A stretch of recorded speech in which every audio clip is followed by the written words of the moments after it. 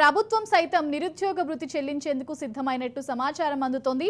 నిరుద్యోగ భృతి కోసం నియమ నిబంధనలు కూడా రూపొందించే పనిలో నిమగ్నమై ఉన్నట్లు తెలుస్తోంది. విశ్వసనీయ సమాచారం ప్రకారం నిరుద్యోగ భృతి పొందాలంటే సదరు వ్యక్తి కొన్ని అర్హతలు కలిగి ఉండాల్సి ఉంటుంది. ఆ అర్హతలు ఉన్న వారికే ప్రభుత్వం నిరుద్యోగ భృతి చెల్లించనుంది.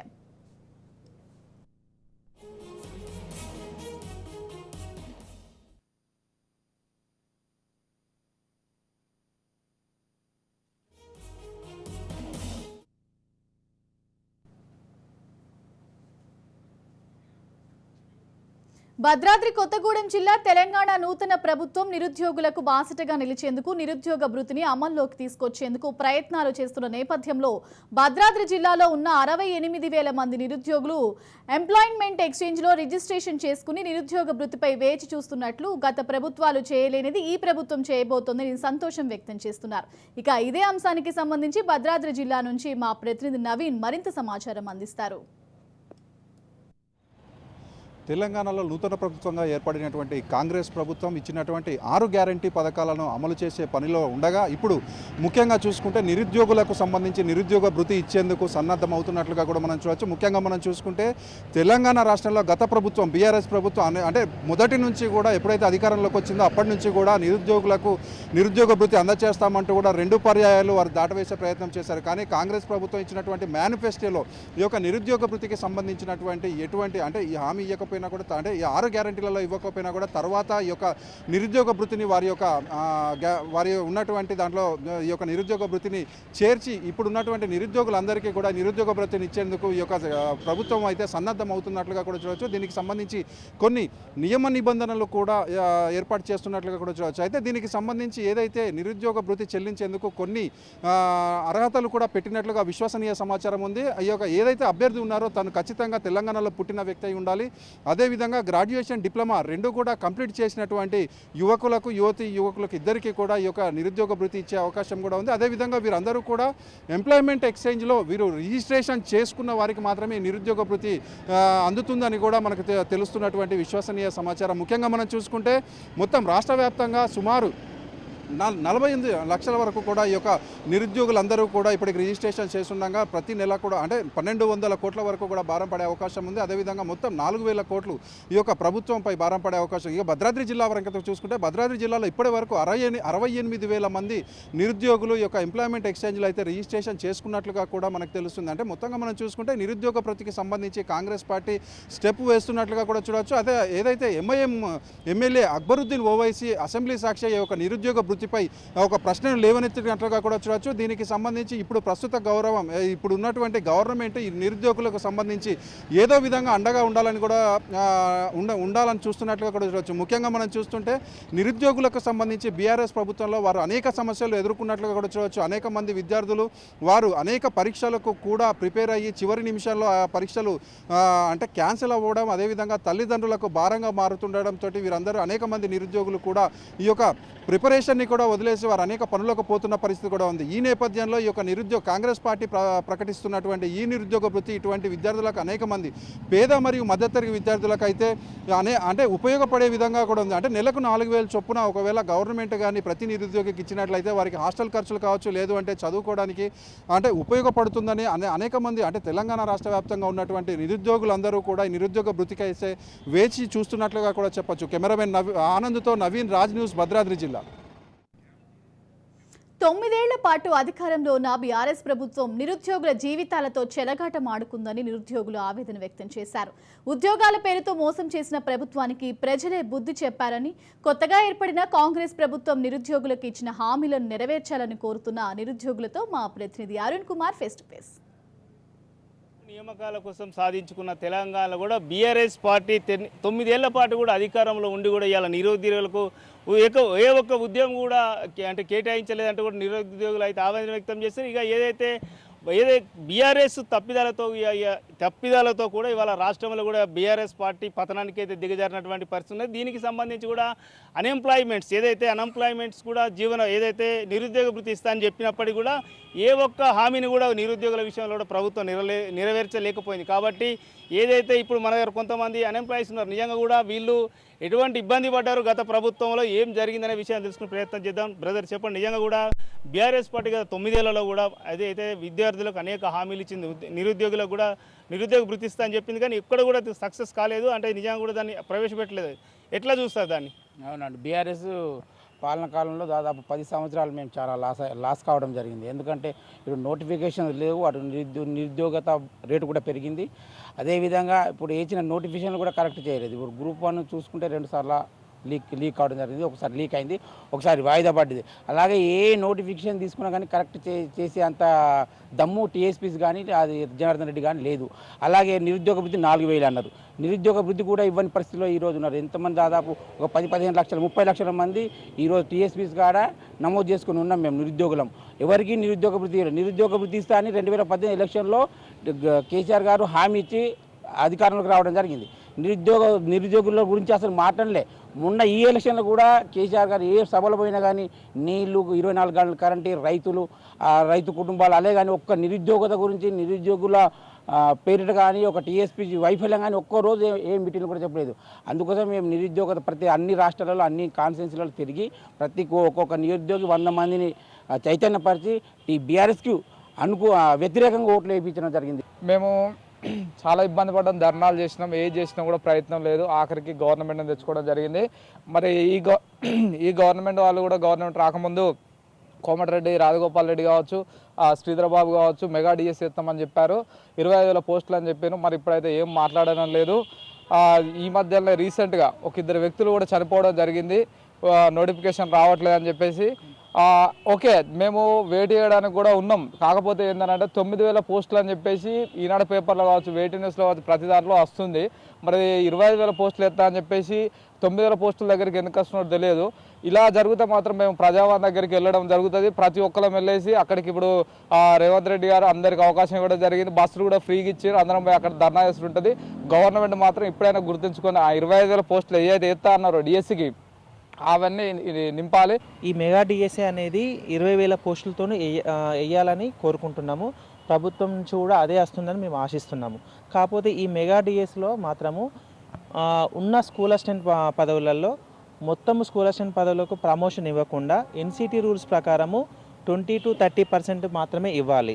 ఇట్లా ఎందుకు చెప్తున్నానంటే మొత్తం ఇప్పుడు ఏమంటున్నారంటే 70% స్కూల్ అసిస్టెంట్ 70% ఇస్తా అంటున్నారు. అట్లా ఇస్తే మా బీఈడి చేసిన అభ్యర్థులకి ఏమాత్రం పోస్టులు ఉండవు. దానిలో 1-2 పోస్టులు ఇంతకుముందు ఎట్లా ఉన్నాయో పోస్టులు ఇప్పుడు అట్లాగానే ఉంటాయి. హెచ్జిటి వాళ్ళ పోస్టులు ఎక్కువ ఉంటాయి, ఆల్రెడీ ఎక్కువ ఉంటాయి. మళ్ళీ ఈ ప్రమోషన్స్ ద్వారా ఇంకా ఎక్కువ అవుతాయి. తద్వారా నష్టపోయేది ఏంటంటే బీఈడి వాళ్ళము. ఇటు మాకు హెచ్జిటి ఛాన్స్ లేకుండా, ఇటుకి బీఈడి పోస్టులు లేకుండా మా ఇన్ని సంవత్సరాలు కష్టపడి చదివిందంతా కూడా మళ్ళీ వృధా అయ్యేటట్టున్నది. ప్రతిదానికి మళ్ళీ ఇన్ని రోజులు కష్టపడింది కాకుండా ఇప్పుడు కూడా కష్టం, మళ్ళీ తర్వాత కూడా కష్టం ఎదుర్కొనే ఛాన్సెస్ ఉన్నాయి. జాబ్ క్యాలెండర్ వేసాను అనుకోండి, ఒక నోటిఫికేషన్ వెళ్ళిన తర్వాత రాని వాళ్ళు ఇంకొక నోటిఫికేషన్కు ప్రిపేర్ కావచ్చని నా అభిప్రాయం సార్. ఆ విధంగా కావాలని కోరుకుంటున్నాను. కొత్త ప్రభుత్వంలో మేము మొదటి నోటిఫికేషను పెద్ద నోటిఫికేషన్ రావాలని కోరుకుంటున్నాం సార్. డిఎస్సి కూడా మెగా డిఎస్సి వేయాలని కోరుకుంటున్నాం. రైట్గా ఇదైతే నిరుద్యోగులు కోరుకుంటున్నటువంటి పరిస్థితి. ముఖ్యంగా కూడా ఏదైతే గత ప్రభుత్వం తప్పిదాలు అనేకంగా ఉన్నాయని చెప్తానో, గత ప్రభుత్వంలో నిరుద్యోగులకు అయితే ఆ ప్రభుత్వం ఒరిగబెట్టింది అంటూ ఏమీ లేదు. చాలామంది నిరుద్యోగులు ఉద్యోగాల కోసం కూడా వెయిట్ చేసి కూడా ఆత్మహత్యలకు పాల్పడేటువంటి దుస్థితి రాష్ట్రంలో నెలకొన్నదని చెప్తాను. ఇప్పటికైనా కూడా కాంగ్రెస్ ప్రభుత్వం అధికారంలోకి వచ్చింది. ఖచ్చితంగా కూడా కాంగ్రెస్ ప్రభుత్వం నిరుద్యోగుల కళలను నెరవేర్చే విధంగా కూడా ప్రయత్నం చేయాలని అయితే నిరుద్యోగులు ప్రభుత్వాన్ని కోరుతున్నటువంటి పరిస్థితి. కెమెరా పర్సన్ శ్రీనివాస్తో అరుణ్ కుమార్, రాజ్ న్యూస్, మంచిర్యాల జిల్లా. ప్రభుత్వాలు ఇచ్చిన హామీలు నిలబెట్టుకోవాలని డిమాండ్ చేశారు నిరుద్యోగులు. నోటిఫికేషన్లు, నిరుద్యోగ భృతి పేరిట నిరుద్యోగులను మభ్యపెట్టే ప్రయత్నం చేస్తున్నాయని ఆగ్రహం వ్యక్తం చేస్తున్నారు. నిరుద్యోగ భృతి ఇస్తూనే నోటిఫికేషన్లు వేయాలని డిమాండ్ చేస్తున్నారు. నిజామాబాద్ జిల్లా నుంచి మరింత సమాచారం మా ప్రతినిధి కిషోర్ అందిస్తారు. నిధులు నియామకాలు అనే నినాదంతో తెలంగాణ ఉద్యమం కొనసాగింది. అయితే తెలంగాణ ఏర్పడిన తర్వాత ఏదైతే నినాదం ఉందో ఆ నినాదం మాత్రం అటు నెరవేరలేదనే చెప్పవచ్చు. ముఖ్యంగా నియామకాల దృష్టిలో అటు బీఆర్ఎస్ ప్రభుత్వం కావచ్చు, గతంలో ఉన్న బీఆర్ఎస్ ప్రభుత్వంతో పాటు ప్రస్తుతం వస్తున్న కాంగ్రెస్ ప్రభుత్వం కూడా అటు నియామకాలు అటు నోటిఫికేషన్లు ఇస్తామంటుంది, మరోవైపు నిరుద్యోగ భృతి కూడా అటు రెండు పార్టీలు కూడా హామీ ఇచ్చాయి. అయితే ఈ నిరుద్యోగ భృతి కావచ్చు, అలాగే నియామకాలకు సంబంధించి నిజామాబాద్ జిల్లాలోని నిరుద్యోగులు ఏమంటున్నారు అనే అంశాన్ని మనం వారిని అడిగి తెలుసుకునే ప్రయత్నం చేద్దాం. మనతో కొంతమంది నిరుద్యోగ యువత ఉన్నారు. చెప్పండి, అసలు ప్రధానంగా ప్రభుత్వాలు వస్తున్నాయి పోతున్నాయి, నియామకాలు అంటున్నాయి, నిరుద్యోగ భృతి కూడా అంటుంది. దీనికి సంబంధించి మీ అభిప్రాయం ఏంటి? రాష్ట్రం ఏర్పడిన తర్వాత కేసీఆర్ ప్రభుత్వం గత 10 ఏళ్ల కాలంలో ఎక్కడ కూడా ఉద్యోగాలు భర్తీ చేయలేదు. భర్తీ చేసిన నోటిఫికేషన్లలో కూడా దాదాపు అన్ని పేపర్ లీకేజీలు కానీ ఇవన్నీ కూడా జరిగినాయి. ఏ నిరుద్యోగికి కూడా న్యాయం జరగలేదు. కనీసం టీఎస్పీఎస్సీ బోర్డు వైఫల్యం చెందిందని సుప్రీంకోర్టు చెప్పినా కానీ కేసీఆర్ ప్రభుత్వం దాన్ని వాళ్ళను సస్పెండ్ చేయకుండా, వారిని తీసేయకుండా, దాన్ని ప్రక్షాళన చేయకుండా ఈరోజు చూస్తున్నట్టు పరిస్థితి ఉన్నది. ఈ ఎన్నికల్లో కూడా నిరుద్యోగులందరూ కలిసి టీఆర్ఎస్కి వ్యతిరేకంగా పనిచేశారు, ఊర్లలో ప్రచారం నిర్వహించారు. ఉద్యోగాలు మాకు రాలేవు కాబట్టి ఈరోజు తెలంగాణ ఏర్పడిన తర్వాత గత 9.5 ఏళ్ళ బీఆర్ఎస్ఎల్ పాలన ఈరోజు మేము నిరుద్యోగులుగా వారిని సాగనంపడం జరిగింది. ఇప్పుడున్న రేవంత్ రెడ్డి ప్రభుత్వంలో కాంగ్రెస్ ప్రభుత్వం ఏదైతే వాళ్ళ హామీలు ఇచ్చిందో మేనిఫెస్టోలో దాని ప్రకారం కూడా ఫిలప్ చేయాలి. ఏదైతే వాళ్ళు డేట్ల వైజ్ ఇచ్చిందో ఆ డేట్ల వైజ్ కూడా నోటిఫికేషన్లు విడుదల చేయాలి. నిరుద్యోగులకు ఏదైతే ఉన్నదో నిరుద్యోగ భృతి కూడా ఇస్తామని వాళ్ళ మేనిఫెస్టోలో కూడా స్పష్టం చేయడం జరిగింది. గతంలో ప్రియాంక గాంధీ గారు కూడా అనేక బహిరంగ సభల్లో నిరుద్యోగులకు నిరుద్యోగ భృతి ఇస్తామని కూడా హామీ ఇచ్చింది. ఏదైతే తెలంగాణ రాష్ట్రంలో దాదాపు 30 లక్షలకు పైన ఈరోజు నిరుద్యోగులు ఈరోజు ఉద్యోగాల కోసం వేచి చూస్తున్నారు. ఇప్పుడు కొత్త ప్రభుత్వం కూడా వాళ్ళు అనుకున్న ఏదైతే మేనిఫెస్టో జాబ్ క్యాలెండర్ విడుదల చేసిందో ఆ జాబ్ క్యాలెండర్లో ఎన్నికల మేనిఫెస్టోలో విడుదల చేసిన జాబ్ క్యాలెండర్ ప్రకారం ఉద్యోగాలు నియామకాలు విడుదల చేయాలి. గత ప్రభుత్వం కావచ్చు, ఈ ప్రభుత్వం నుండి కూడా మీరు ఆశించేది ఏంది? నిరుద్యోగ భృతి ఆశిస్తున్నారా, నోటిఫికేషన్లు ఆశిస్తున్నారా? నిరుద్యోగ భృతి కన్నా ముందు నోటిఫికేషన్లను విడుదల చేయాలని చెప్పేసి మేము నిరుద్యోగులకు అడుగుతూ ఉన్నాం.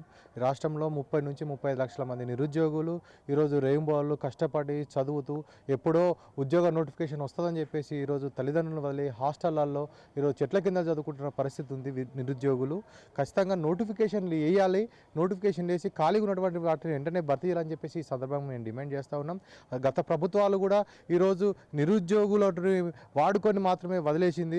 మొత్తం విద్యార్థులు యువకులు మాత్రమే తెలంగాణ ఉద్యమాన్ని నడిపిర్రు. అలాంటి ఉద్యమాన్ని నడిపినటువంటి వాళ్ళపైన ఈరోజు వాళ్ళ త్యాగాలపైన వాళ్ళ కష్టార్జితం పైనటువంటి వాళ్ళపైన వాళ్ళని అనగదొక్కి తెలంగాణ వచ్చిన తర్వాత వాళ్ళని అనగదొక్కిన కేసీఆర్కి తగిన బుద్ధి చెప్పిర్రు. అంటే రాష్ట్రంలో సుమారు 30 లక్షలకు పైగా నిరుద్యోగులు ఉన్నారని తెలుస్తుంది.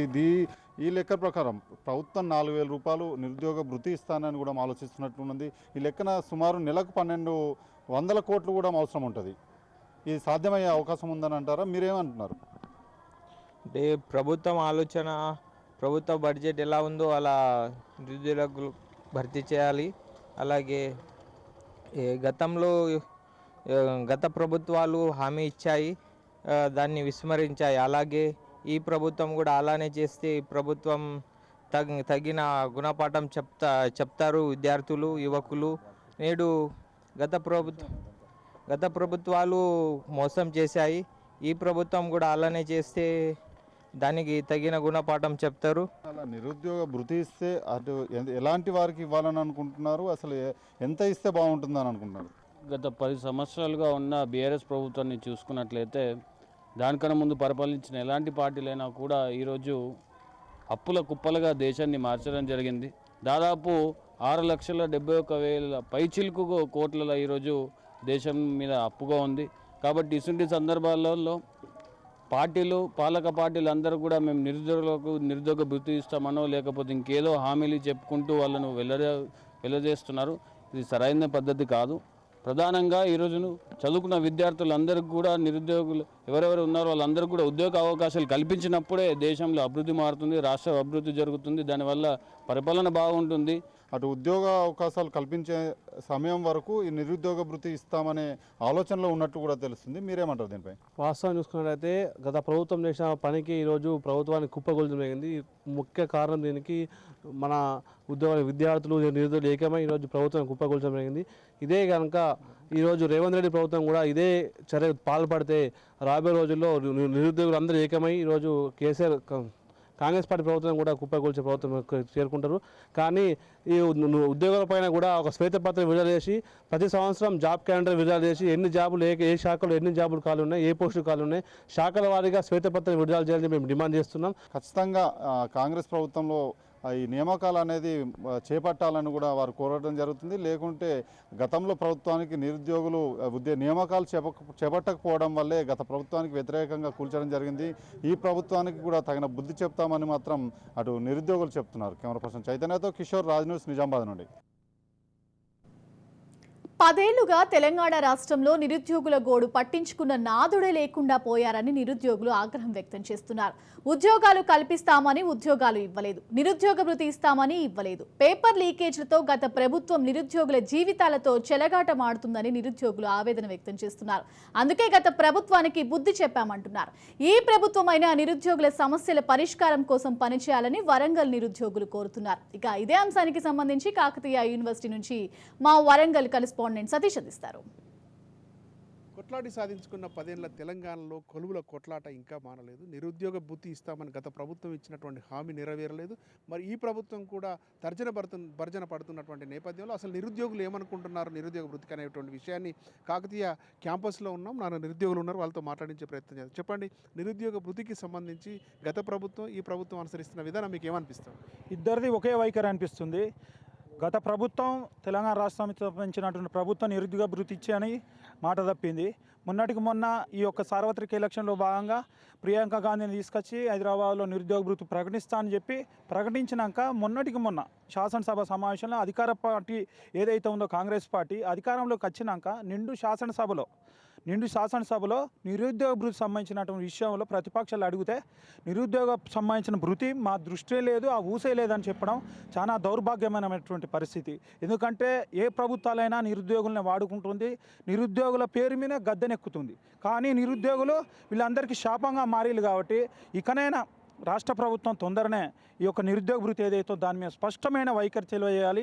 అంతేకాకుండా ఏదైతే ప్రకటించిందో ఉద్యోగాలు ఏవైతే ఉన్నాయో ఆ ఉద్యోగాలకు సంబంధించిన విషయంలో పూర్తి బాధ్యత ఈ ప్రభుత్వం ఏదైతే ఉందో కాంగ్రెస్ ప్రభుత్వం బాధ్యత వహించాలని ఒక విద్యార్థి నాయకునిగా నేను తెలియజేసుకుంటున్నాను. చెప్పండి, నిరుద్యోగుల పరిస్థితికి సంబంధించి అసలు ఎలా ఏ నిరుద్యోగులు అయితే కొట్లాడితే తెలంగాణ వచ్చిందో, తెలంగాణ వచ్చిన తర్వాత వాళ్ళ ఆకాంక్షలకు వ్యతిరేకంగా పనిచేసిందని చెప్పేసి 10 ఏళ్ళ ఈ కేసీఆర్ పాలనను బొందబెట్టి ఈ కాంగ్రెస్ పాలన తీసుకొస్తే పట్టుమని 10 రోజులు అయితే లేదు. అసెంబ్లీ సాక్షిగా వాళ్ళు ఏదైతే విద్యార్థి నిరుద్యోగ డిక్లరేషన్ పేరుతోని నిరుద్యోగులకు 4,000 రూపాయలు నిరుద్యోగ భృతి ఇస్తామని చెప్పిర్రు. ఆ భృతి ఇస్తలేము మేము చెప్పలే అని చెప్పేసి సాక్షాత్తు ఆర్థిక మంత్రి గారే శాసనసభ వేదికగా ప్రకటించిందంటే ఈ యొక్క రాష్ట్రాన్ని మళ్ళీ ఎటువైపు తీసుకుపోవాలనుకుంటున్నారు ఈ కాంగ్రెస్ ప్రభుత్వము. కేసీఆర్ ప్రభుత్వం ఎట్లయితే విద్యార్థి వ్యతిరేక, నిరుద్యోగ వ్యతిరేక, ప్రజా వ్యతిరేక పాలన అవలంబించిందో ఈ కాంగ్రెస్ ప్రభుత్వం కూడా ఈ 10 రోజులే వాళ్ళ యొక్క వైఖరిలో తేటతెల్లమైంది. మేము దయచేసి కోరుకునేది ఏంటంటే ఏ నిరుద్యోగుల పేరు చెప్పుకొని మీరు అధికారంలోకి వచ్చిల్లో ఆ నిరుద్యోగులకు వెంటనే క్యాలెండర్ ప్రకటించాలి. ఖచ్చితంగా ఎగ్జామ్స్కి ఇప్పటికిప్పుడు పెడతామని చెప్పేసి వాళ్ళకి ఎగ్జామ్స్ పెట్టి వాళ్ళకు ఉద్యోగాలు కల్పించాలి. మేము వృత్తి గురించి అడుగుతున్నాము, మాకు ఉపాధి గురించి అడుగుతున్నాం అని చెప్పేసి తెలియజేస్తున్నాం.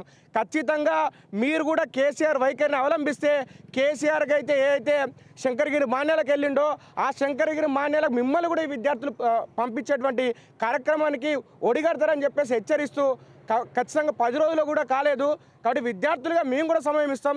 కానీ మీరు అనుకూల ప్రకటన చేయండి, దానికి అనుకూలంగా మీరు పని చేయండి. కానీ ఈ విధంగా మేము ప్రకటించలేని తప్పించుకుంటే ఖచ్చితంగా తెలంగాణ సమాజం ఉద్యమంతో వచ్చినటువంటి తెలంగాణ సమాజం ఖచ్చితంగా మీ పాలన కూడా గోరీ కడుతుంది. నా పేరు మాచల రాంబాబు, ఏబీ జాతీయ కార్యవర్గ. చెప్పండి, అసలు నిరుద్యోగ భృతికి సంబంధించి ప్రభుత్వం అనుసరిస్తున్నటువంటి విధానం కావచ్చు, మీరు ఏం కోరుకుంటున్నారు? మేము ఒకటే కోరుతున్నాం రాష్ట్ర ప్రభుత్వాన్ని. ఈరోజు నిరుద్యోగ భృతియే కాదండి, ఉద్యోగాలు లేక ఈరోజు తెలంగాణ రాష్ట్ర ధ్యేయమేగా అనేక ఉద్యమాలు చేసి తెలంగాణ రాష్ట్రాన్ని సాధించుకున్నాం. ఈరోజు తెలంగాణ రాష్ట్రంలో కాంగ్రెస్ ప్రభుత్వం వచ్చిన తరుణంలో హైదరాబాదు భారీ బహిరంగ సభ మీటింగ్లో ప్రియాంక గాంధీ గారితో నిర్వహించిన బహిరంగ సభలో నిరుద్యోగ వృత్తి ప్రకటించడం వాస్తవమే. కానీ ఈరోజు అసెంబ్లీ సమావేశాలలో ఒక ఆర్థిక శాఖ మంత్రి అయింది కూడా ఎలాంటి నిరుద్యోగ వృత్తి ప్రకటించలేదనడం హాస్యాస్పదంగా మేము వ్యక్తపరుస్తూ ఉన్నాము. తక్షణమే కూడా గతంలో కూడా ఏవైతే ఉద్యోగ ఖాళీలు ఉన్నాయో అవన్నీ కూడా వెనువెంటనే పరిశీలించి నేటి యువతరానికి ఉద్యోగ ఉపాధి అవకాశాలు కల్పిస్తే కనుక మంచి భవిష్యత్తును అందించిన వారు అవుతారని చెప్పేసి మేము కోరుతూ ఉన్నాము. కాకతీయ యూనివర్సిటీ రంజిత్ కుమార్. మొత్తానికైతే చూస్తున్నాం నిరుద్యోగ పోరాటంతో అటు కేసీఆర్ ప్రభుత్వానికైతే కాలం చెల్లింది. ఇప్పుడు కాంగ్రెస్ ప్రభుత్వం ఇచ్చినటువంటి హామీలను నెరవేర్చుకోవాలి. ఆ ఎన్నికల హామీలో ఇచ్చిన మేరకు ఉద్యోగ క్యాలెండర్ ప్రకారంగా క్రమం తప్పకుండా ఉద్యోగ క్యాలెండర్ ప్రకారం ఉద్యోగాలు వేసి నిరుద్యోగులకు ఇబ్బంది లేకుండా చేయాలనేటువంటి విషయాన్ని చెప్పడంతో పాటుగా ప్రభుత్వం నిరుద్యోగ డిక్లరేషన్లో ఇచ్చినటువంటి హామీ మేరకు ఖచ్చితంగా నిరుద్యోగ భృతి ఇచ్చి తీరాలి, ఉద్యోగాలు వచ్చేంత వరకు నిరుద్యోగులను ప్రభుత్వమే ఆదుకోవాలనేటువంటి డిమాండ్ అయితే కాకతీయ యూనివర్సిటీ విద్యార్థులు వ్యక్తం చేస్తున్నటువంటి పరిస్థితి. కెమెరా పర్సన్ భిక్షపత్తో సతీష్ రాజ్, న్యూస్, వరంగల్.